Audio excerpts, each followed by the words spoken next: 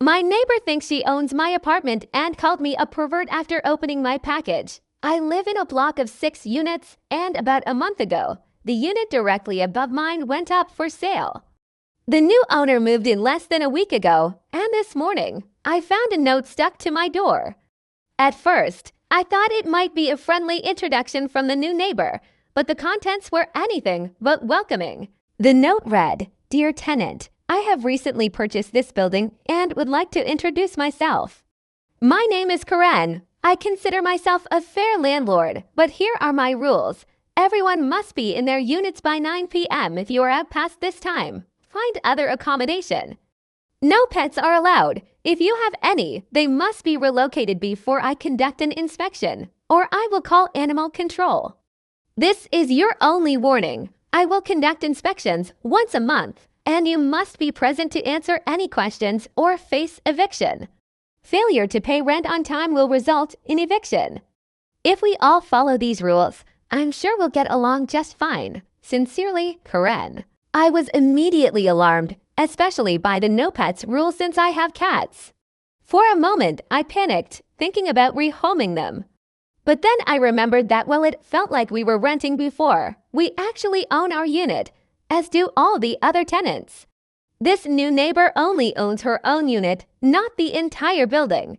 So I marched upstairs to confront her, my anger driving me forward.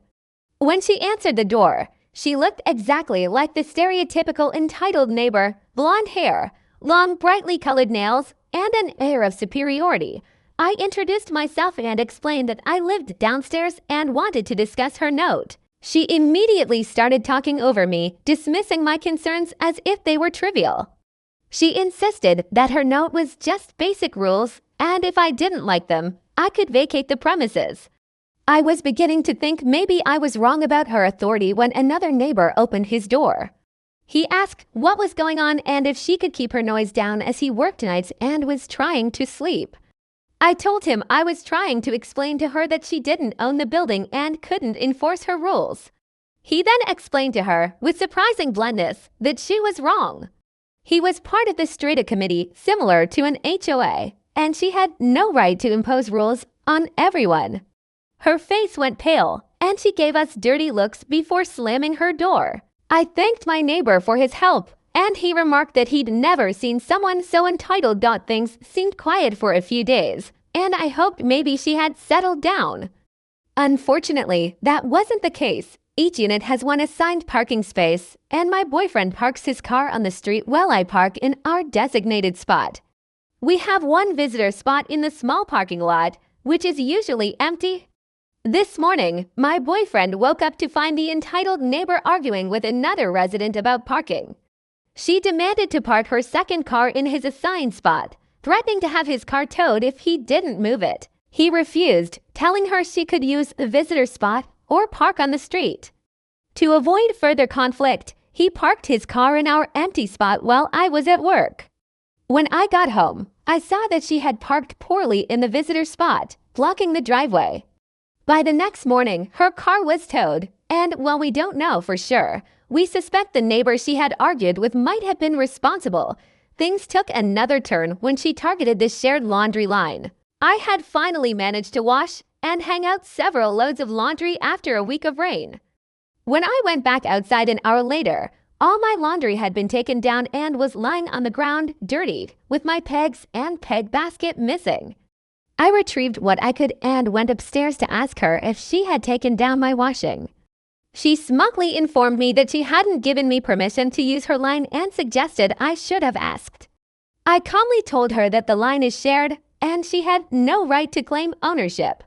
I work in retail and deal with entitled people frequently, so I kept my composure. I informed her that all tenants had equal rights to use the line and told her to grow up and stop her petty behavior. After a brief period of quiet, things flared up again. I had hoped that the neighbor's behavior had mellowed out, but I was mistaken. She threw a party and, to my dismay, decided to use our private patio space for her barbecue. She knocked on our side door, demanding that we move our wooden planters so she could use the space. The patio is private, and the planters are placed right next to the door for privacy reasons. We refused, explaining that the patio was our space and we had no intention of moving anything. Later, during the party, her guests came knocking, asking to use our bathroom. We declined as the bathroom was for our private use.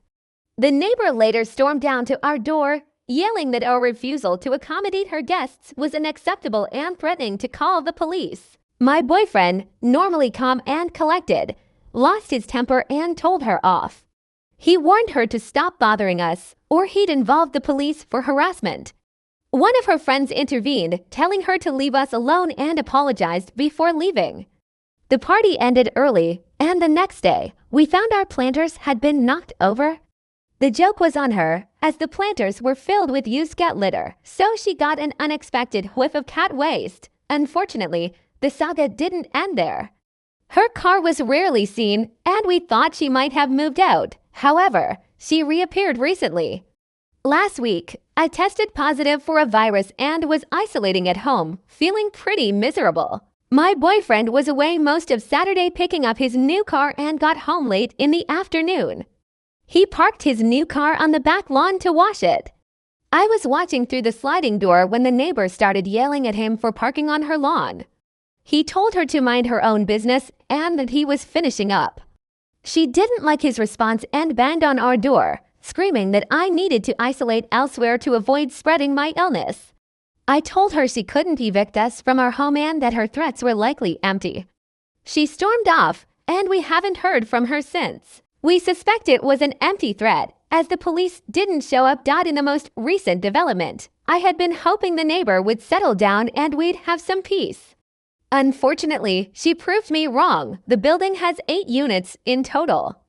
I'm on the ground floor, and the elderly lady across the hall and I have an unspoken agreement to accept each other's packages if one of us is away. Last week, I was expecting a package, and since my neighbor was away, it was left outside my door. When I got home, it was missing. The neighbor had taken it, opened it, and discovered the contents, some sex toys. She threw the package at me, calling me a disgusting pervert and saying I should move out before spreading my filth. I told her that opening someone else's mail was a crime and thanked her for taking care of my package. The situation only escalated from there. The next day, I discovered that she had been complaining to other tenants about me. She was telling them that I was a bad influence and that the entire building would be better off without us. Some of the tenants came to me privately, expressing their confusion and concern. They couldn't understand why she was so fixated on causing trouble and disrupting the community. It seemed like her attempts to isolate and control the building were backfiring, and the tenants were starting to see her for what she was: a bully and a troublemaker. In the weeks following, her behavior grew more erratic. She would randomly knock on doors, demanding to speak with people about her rules or trying to have friendly chats that quickly turned into confrontations. We noticed her becoming increasingly isolated as more tenants started to push back against her overbearing attitude. She even tried to institute a new quiet hours policy, despite having no legal standing to do so.